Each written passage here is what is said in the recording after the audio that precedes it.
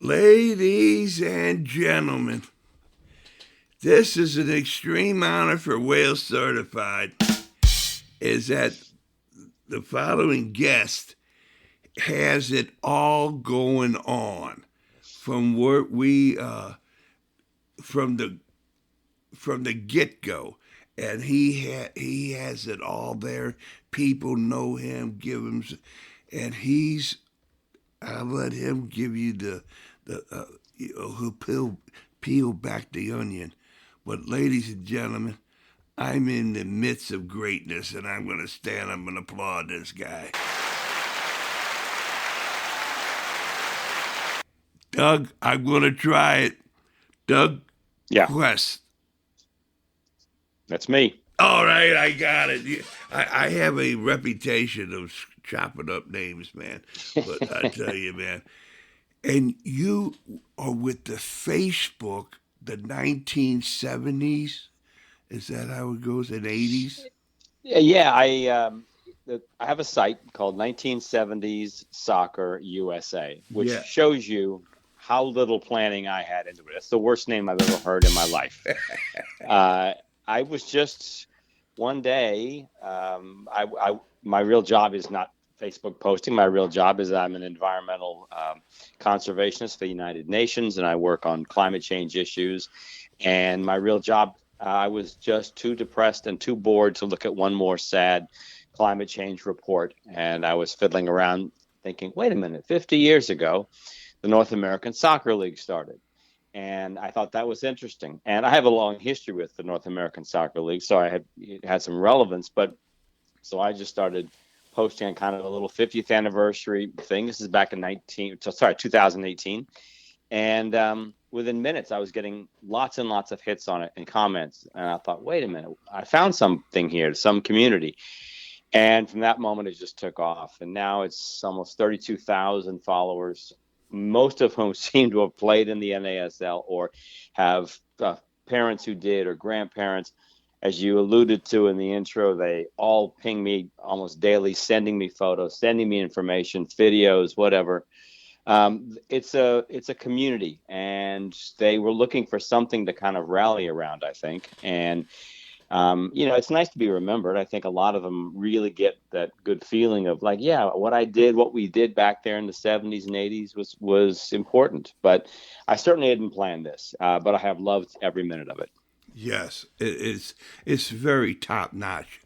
I mean, you have it going on, and congratulations on your career. It's an admirable position. The situation is here. I am. I'm pulling up. I was parallel parking. I wasn't so good. I'm putting the camera on. You said about you have some history with the Mm, NAS. Come sure. on, what do you got? Well, I was a sports writer and a journalist in my first career, and so Ah, I was the soccer writer at the Washington Post back in the 70s and late 1980s, and then I went on to Sports Illustrated and LA Daily News, Atlanta Constitution, so forth. But I was covering the Washington Diplomats in those earliest days, and then later Team America when it came into Washington D.C. So I was around the NASL all the time from '79 till the league collapsed, and then later the Major Indoor Soccer League as well, because Baltimore was a good franchise and nearby. I met my wife through the NASL. She was a communications. I love your rim shots; they're great. She was a communications assistant for Team America in 1983 when the NASL tried to put the sort of national team into the league and let it play to improve, but only lasted one season. But she and I have been married 40 years now, and and she went on to her own career. She organized the Olympics and World Cups and that kind of stuff. So she's been also in soccer up to her eyeballs. But yeah. no, I was there at the NASL when it was at its peak, and it was bright and it was shiny and it was amazing, and you saw the world's best players come through, and the crowds were good, and it was thinking in marketing terms and fan appeal terms in ways that no other league was, no other professional league in the United States was, but they all do now. The NASL was so far ahead of its time in that way. Wow. Hey, man. Uh, you identified the rim shot. Most people don't know what it is, Well, but I'm a drummer, so I can hear oh, that coming a mile away. wonderful! I'm a frustrated comedian and knock door, a thespian. Is that I'm a retired stagehand, so I felt like somebody's going to give me, hey Wales, give us 5 minutes, and I would go out and do a line. Ah. Get him off the line, get him off the stage. Well, you're brave. Anybody gets up and does 5 minutes, a loose five, a tight five, I don't care what. Yeah, Yes, you're right, brave. baby. And so here it is, taking you even pre-NASL, the NPSL, or Oh, with the sure. Baltimore Bays. Did you get a chance to look at those guys? They were a bit ahead of my time. I was young. I was a very young reporter when I started at the Washington Post. I was still in high school, as a matter of fact, when I started. And Wow. yeah, so I knew some of those guys, Lincoln Phillips, and some of the guys who were still around the area that had played with the Bays. And then some of the other guys who came along, Gordon Jago and others that had been part of the Bays franchise. But no, really, I also, when I started this page too, I really was trying to stick just to the NASL. I Right. didn't want to get into indoor because I thought I'll never. That's just it's too vast. But so many of the guys who played in the NASL also played in the MISL, so I really had to grow it at some point. But it's that's where I kind of keep it, just those two leagues, because that's all I can handle. And it's been so much fun. It really has, and Yeah. to I'll call out people's birthdays when they're born, or if there's an anniversary of something, or and a lot of them I knew as friends when I covered the league. So it's nice to be in touch with them again in this way, or to at least know where they are. And I think for a lot of them, it's a nice little boost to their day to see themselves mentioned, or a photograph posted, or something like that. Yeah, the page, like I have empathy, I'm an inf type of thing, and it explodes every day, man. I mean, it's really, the pictures are just right. However you do it, it has a real good feel to it, man. And Oh, that's yeah, great. it's authentic, and so forth. And it's I'm gonna throw some stuff at you to see Sure. if it sticks. And what do you think about it? Is that everywhere around America at that time had little hot spots that their teams were hot, baby. I mean, their Yeah. fan base, their community outreach, and so forth, and Right. and all across America. Not and then it seemed as if all those guys, I've come to find out, that they came over to America to make money. That's not like they were going on vacation. That Oh no. yeah, Yeah, they weren't getting paid wherever they were. That the salaries in England particularly, and the overwhelming majority of players who came to play in America came from Great Britain. They were not making money. In fact, it got so lopsided. They'd come over here for 3 months in the summer, basically June, July, August, and then have to go back to play for the rest of the year in Wolverhampton or London or someplace like that.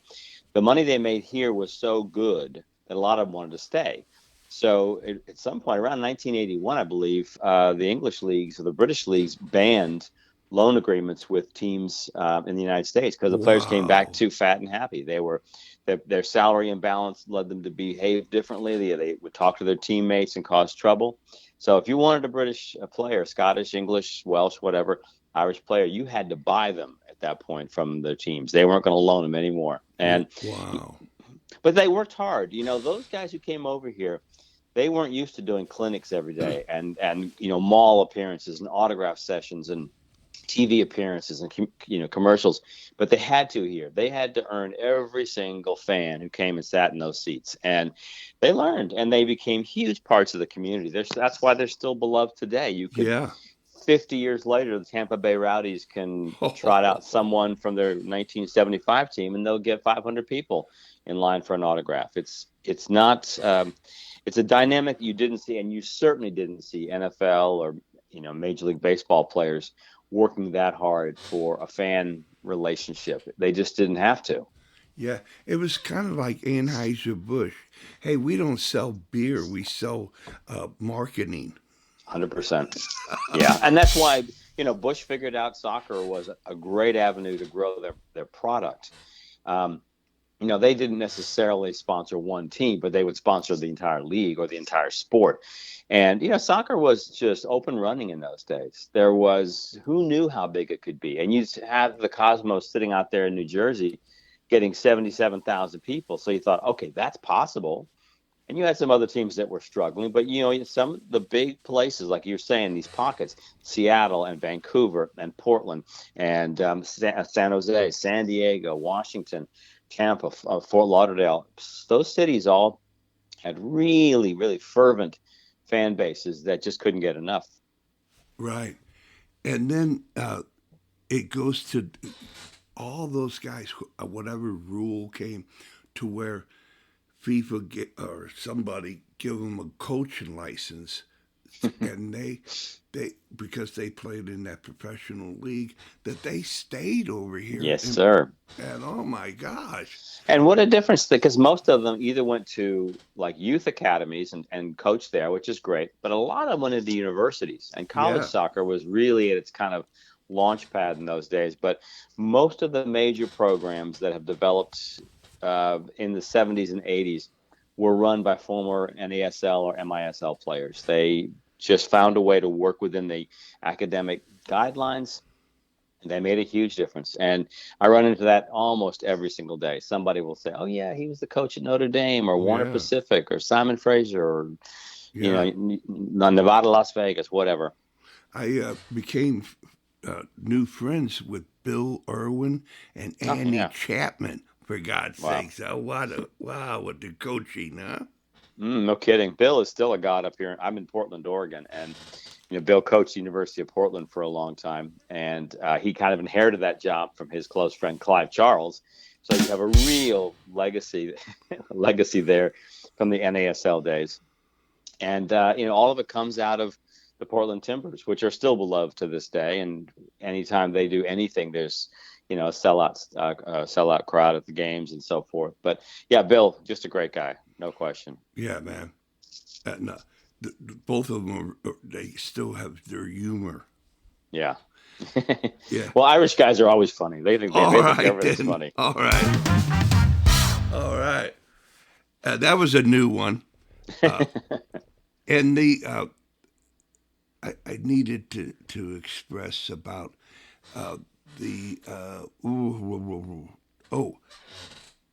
that here they are, and like you were saying, hey man, we played indoor for over in England, with the 4-foot goals by 12 or something, and that's that. And the Russians' Red Army was just unbelievable. But that indoor kept everybody making some money, man. Oh, it was a lifeline to a lot of those guys. When the outdoor league, when the NASL went down after 1984, they didn't know what was next. But indoor was taking off at a furious pace. And indoor had a slightly different model. It was really trying to hit Middle America. It wasn't going after the big cities. It was a little more controlled. And most of them had a little experience playing indoor overseas, if they in the winter and that kind of stuff. So it was a natural adaptation. And if you've been to games in Cleveland or Baltimore or Tacoma or Wichita, Kansas City, Dallas, my God, they were absolutely on fire. Those franchises, at least for several years, would really get it right and hit a groove. And those fan bases just as fervent as the ones for the outdoor game. Yeah, and just for the skill level, you had to settle that ball, man. You had to have a touch, but you had like 0.2 seconds on the ball because someone was coming quick. It was such. They always called it things like human pinball and that sort of thing. Ice hockey with no skates, whatever. Yeah. But it certainly was dynamic, and on a hot, on a cold, snowy night somewhere in Baltimore. Inside the Baltimore Civic Arena was the place to be. Right. It was, like Bobby Orr, you keep your head out. You don't, you put your head down, you're getting knocked out. Absolutely. But it also developed its own kind of players, very quick and sort of twitchy and very fast, bing, bing, bing. Unfortunately, that didn't translate back to the outdoor game so much. So it probably Yeah. stifled kind of our development as a USA type team on a World Cup level. But for guys needing a paycheck, it was perfect. Well, I hope we can address the uh, big elephant in the room about the Americanization of the situation from the get go. Saying, hey, get a couple of these guys around, and then well, here we get a couple of North Americans around, Right. and then they went, hey, if you're naturalized, you're part Yeah. of the. How did you were there, and Yeah. how did that all come about? And was it, a smoke-filled cigar room in the back room, or was it right out in the open, or what? I think the cigar smoke, obscure nature of those meetings was pretty common. Most of the rule changes, most of the things that the NASL did, particularly, were done sort of offline and then trotted out. The Americanization caught them all by surprise because in the earliest days, they literally just brought over entire teams. They would bring over, let's say, Stoke City would come over and play in Cleveland as the Cleveland Stokers.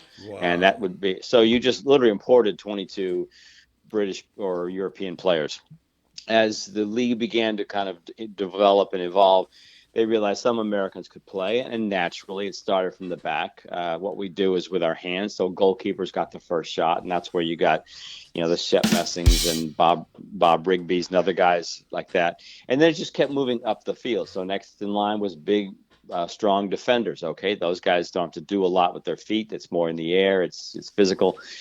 But by the mid to late 70s, you were starting to see Americans pop up. Guys like Kyle Rote Jr., Ricky Davis, Steve Moyers, some of the others who really could play, Doc Lawson, some others. They had more skills. And the problem, though, was they weren't necessarily a draw. So you putting them on the field was kind of a risk in terms of selling tickets. But also they figured out the loophole that if Giorgio Canaglia can be counted as an American because he has a green card, let's just go with the State Department here.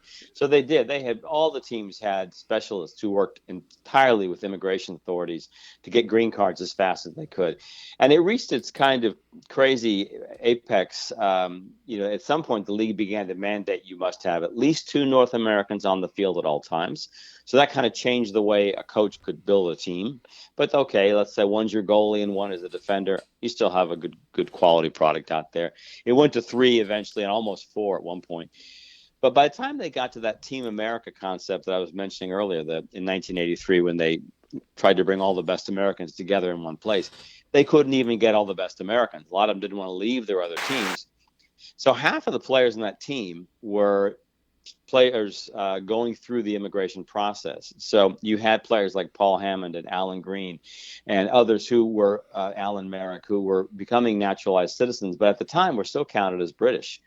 And so green card players, whether or not they ever played for the U.S. national team, were taking up roster spots in that way.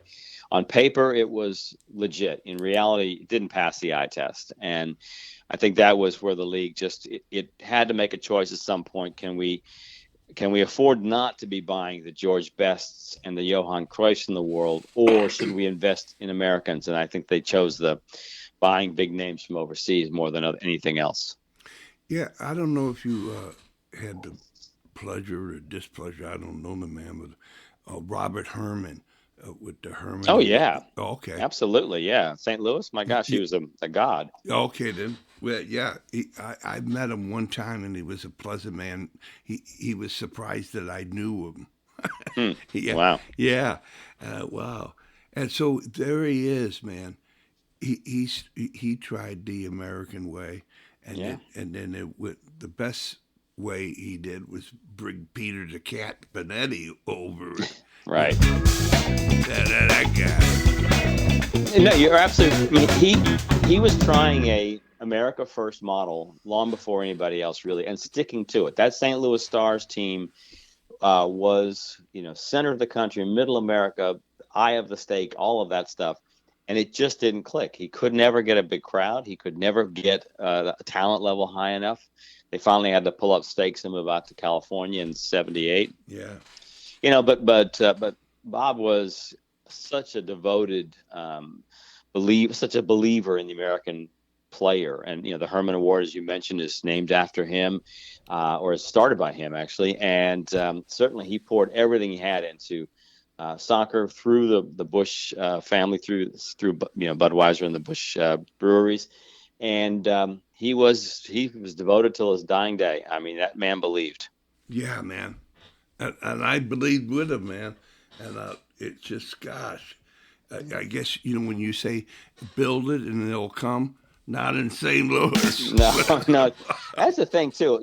I still look at some of these old videos or photos. Now, I was covering most games in Washington D.C. at RFK Stadium, and that's a football built stadium that the Redskins in those days still used. So, sorry, I shouldn't have said that name, but the Washington football team, used. But you could put soccer. I think they're called. Commanders. That's what I meant to say. Yeah. Thank you. But it is built as a rectangle. It's meant to field a game that goes east to west. But when you look at some of those sort of cookie cutter round stadiums or baseball parks that were getting soccer retrofit into them, that was one of the biggest problems they had. There just was no suitable place to play. It was not great for fans.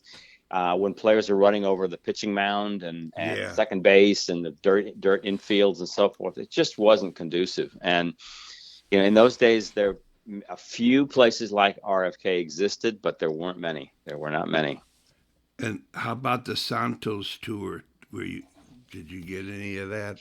By the time I was covering it, Pele was already playing in the league, and the Santos wasn't touring regular anymore. I was at his farewell match against Santos in New York. Wow! But by then too, teams were playing regularly against all kinds of competition. The Cosmos has started their own annual Transatlantic Challenge Cup, which is bringing over top teams. Everybody else would have exhibitions against visiting teams. They were trying to tap into an international market. I don't think that, with the exception of New York, I don't think most fans really cared. I think they, at some point, would prefer to see Washington play Philadelphia or Vancouver play Portland. But they were trying to follow a model, and I think a lot of it for the NASL was trying to earn credibility too. Yeah, and that is the whole story. I just feel like you hit me on the top of the head. Is that the story goes, you have to educate the people to the product. That we got this and that, and so that's what splinters us all. Well, don't forget, no one knew what to do with soccer. Certainly, as a reporter, I knew that I had an antagonistic newsroom, sports department back at the office at the Washington Post. They did not care about soccer. So I was always pushing uphill. And that was the same for every major city mostly. But don't forget, TV didn't know how to cover it either. They would cut away for commercials in the middle of games and miss goals or something, or miss key plays. And, you say educating the public. Yeah, it's really hard to educate them at the same time as you're trying to play and sell them on the game. And, the easiest way was always a bunch of clinics. They would have the video, here's how to juggle a ball, here's how to do a throw in. But that wasn't really taking you very far into the context of the game. And I think it's one of those things too, where, the announcers, if you listen to old games, you can get them on YouTube, and I post them daily on the 1970s Soccer USA site. The announcers are not really as much calling the game as trying to educate you. They're explaining what's happening all the time and throwing in the rules and giving you backdrop. And it's childish by today's standards. Yes. It was at the time also. Sure. Well, that's true. But, there are a lot of Americans who kept thinking, well, let's just pick up the ball. Just you pick it up, Now you can't do that. Oh, man. All right. So there it is. Now, I got to ask you, I got to bringing out the card. Don Draghi. Yeah. Yeah. St. Louis guy. We played together as friends today. Oh, cool. Yeah. And he had like 17 jerseys he played for. Don was well employed, but I had him when he was at the Washington Diplomats, and he was there, I think, about maybe 78 to 80, about 3 years there. He always had the toughest job. They gave him, cover the top striker from the other team. So he was always the guy getting Canalia or Trevor Francis or whoever. I mean, just getting pounded in that way. But especially with the Diplomats, Johan Cruyff loved him. Johan thought that's what a center back should be: big, tall, stay in the middle, get in the way, use your head. And so for Cruyff, who was trying to run the whole team from on the field, Greggy was the least of his problems, and he loved Don for that reason, and others. I mean, Don's an awfully nice guy, really sociable and so forth. But he was wonderful, great guy. Yeah, and that just got you in the Wales Certified Hall of Affinity, Doug. Nice Thank going, you. baby. Yeah. Great. Yeah. Great. Yeah. So here it all is. When it ended, could you read the tea leaves? Oh my gosh! I tell you, the day I knew they were in trouble, the NASL was shrinking in front of us. Every year the team it all peaked around 1980, 79, 80. And you thought the end is the horizons go out forever, and almost immediately began to fall apart. And just because it had owners that were not soccer savvy, didn't have deep pockets, didn't want to play and take risks and so forth, and they weren't guarding the product very well.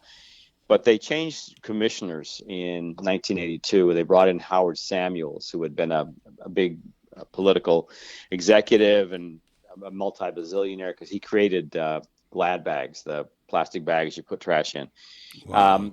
But he was revamping the league and the league office. And one day I called the league office, and he answered the phone. I mean, he answered the phone in New York, and I said, "Howard?" And he said, "Yeah, everybody's out to lunch. I'll just pick up the phone." I said, "What? That's not, the commissioner should not answer the phone in the league office." So I knew at that point they were in trouble, and at that point they were trying to make do with whatever they could salvage, and it was not long. You got 5 more minutes with me, Doug? Sure. Okay, so here it goes. You're there. You've seen it. Bang. Now, all the way to 2025, about the World Cup about to come in so many months and stuff. Is it your understanding, thoughtfulness, that if the league in America has to become fan ownership, or this is all just going to deja vu all over again? No. Well, it's definitely not deja vu, because if it was deja vu, it disappeared a long time ago. So it's the model is different. The controlling the costs up to a point is crucial. They do need to spend more. You see the difference when you get a Lionel Messi, when you get a Son, when you get a Luis Suarez. That makes a difference. It excites the league. And when you get Ibrahimovic or somebody, everybody picks up their ears. That's good. It also raises media interest. But in the old days, with the NASL, they were praying to get the '86 World Cup to save the league. They needed that World Cup as a kind of a magnet to pull the league along and keep it alive. They didn't get it. It went back to Mexico that year, and the league was long gone by then. But and when we had the World Cup in '94, there wasn't anything like a league. It took 2 more years to put the MLS together, as a matter of fact. But I think the league now exists outside of the World Cup realm. Most of the best players from the United States play overseas, as you well know. The league here is certainly solid. 32 teams, coast to coast, is the projection. Most of them do quite well. But what you don't have is individualism. There's the parity across the league is very similar. The names are not exciting. The team, I see one more FC, SC, United, whatever franchise name. I mean, are you trying? Are you even trying? The ones that are different are the old leftovers from the National North American Soccer League, the San Jose Earthquakes, Portland Timbers, Vancouver Whitecaps, Seattle Sounders. Those teams are different. Everywhere else, it's just the same. And I think that kind of parity which is an NFL kind of a goal. And Don Garber, the commissioner, came from the NFL. He knows that business model. I think it's great to keep the Austins in, and some of the other, Nashville and Cincinnati and some of the smaller cities, but it doesn't give your league much star appeal, much sizzle. What David Beckham is doing down in Inter Miami is as close to the cosmos as you'll see in this league, and he's testing the limits every single day, and he's amazingly able to buy more players, always bringing them in, high-level coaches, testing the limits. He is the one who's going to redefine what the MLS, or he and his fellow owners will redefine the MLS. Unfortunately, again, this league is not developing the best players. They're just our best North American players for Canada and for the U.S. are overseas, and you can see it today. The U.S. is going to be playing South Korea, and you will see, I think, probably 20 of 22 players are foreign based at this point for us. Yeah. Well, I mean, the journey still continues, It certainly does. Seems like we never get there. We're just always on our way. Oh, well, Doug, it's always good to end on a happy note. Yeah. And the story goes is that it's a custom here at Whale Certified to say, hey, Doug, whatever you want to say to who you ever want to say it to, for as long as you want to say it for. But before you do that, is there anything you want to tell us, a website, a Facebook page, how people can get a hold of you and do the journey to extraordinary that you have gotten me on? Happy to do so. And again, I don't follow any of the social media rules. I way over post. I way over sort of, put things online, but it all gets responses, and that's fine by me. But 1970s Soccer USA on Facebook. It's the only place this goes. I don't have any other social media sites. Every day there's about 20 to 25 posts relevant to the heyday of NASL and MISL. And I think there's a community that is very tight knit and really appreciates it. And I think their fans like to find it too. And that's been fun. And when you say to say something, I would just say this, and I know he gets a lot of bad press and a lot of hate over the years. None of any of this soccer, and probably soccer in the U.S., would even exist if Phil Woosnam, the man who was the commissioner of the North American Soccer League for so many years, hadn't stepped up and used his imagination and his creativity and his unbelievable energy to drive this league along for so many years. Yes, Phil made mistakes, but Phil absolutely was the engine room that made the league go. And he became a very good friend of ours over the years. My wife actually hired him to run one of her venues in the Olympics in 1996. Nice. She managed all the soccer. He ran the gold medal venue. But Phil was just always interested in the next shiny, bright thing that might make a difference. And that kind of energy ought to be rewarded. It's too easy to vilify him as a guy who made mistakes. If you got to watch the Tampa Bay Rowdies or the Seattle Sounders, it's because Phil Woosnam let you, and he gave you the opportunity. So I give him a shout out there. Absolutely. Well done. And I hope you don't mind, but I got to take a local shot at this about, we just had the passing of Pat McBride. Oh, I know. Yeah. Of our guy. Just big time stuff. And then his buddy, Pete Sorber with the. Yeah. And then Dan Flynn got a new heart, and he's going to go another 80 years or so. Yeah. And that's what I was going to say. That's the one downside of this site is I write too many obituaries. And I know it's an important moment. It's a way to stop and recognize somebody. But I feel like I do that almost daily now. And sure, it's a community of, 3,000 or 4,000 people. So there's plenty to live and die for. But I'm tired of people passing away. There's an awful lot of good people we've lost. Well said, Doug. And if I could go on. I couldn't show my face in this town if I didn't mention Captain America Altros. Yeah. Great And guy. yeah, and then we have the two guys I don't know yet, but the guy Tim Ream and Josh Sargent. Yep. Yep. Yeah, and so that St. Louis style, Yeah. it's got some bread out there and some weave and everything, and so hopefully it will be dynamic. And I'm a guy that says, hey, we can reinvent ourselves.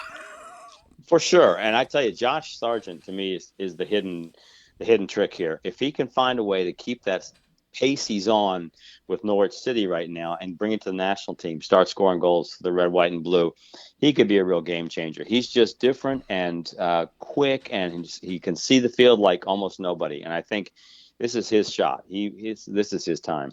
Well, you're already in the Wales Certified Hall of Affinity. Now you got me blushing. Thanks for recognizing St. Louis. So, Doug, I want to thank you, and please tell your missus, hey, what a dynamic couple you two are. Wow. Well, thank you. Well, we've had a great time. We get along real well. Yeah. Okay, so I hope I'll download it, upload it, send it out to you, and I hope I pass the audition. And You got the job already. Don't worry about all right, so here it. I go. I'm grinning from ear to ear, and Right. anything and everything I could be of assistance. Don't Okay. hesitate to ask. And Well, thank you so much. and you and your missus have a lunch, breakfast, lunch, or dinner date with On the Whales if you ever come through St. Louis, okay? Okay, great. Well, that's good to know, Kevin. You have a lovely weekend yourself, and I'm sure we'll talk again soon. All right, then. Cheerio, Doug. Cheers.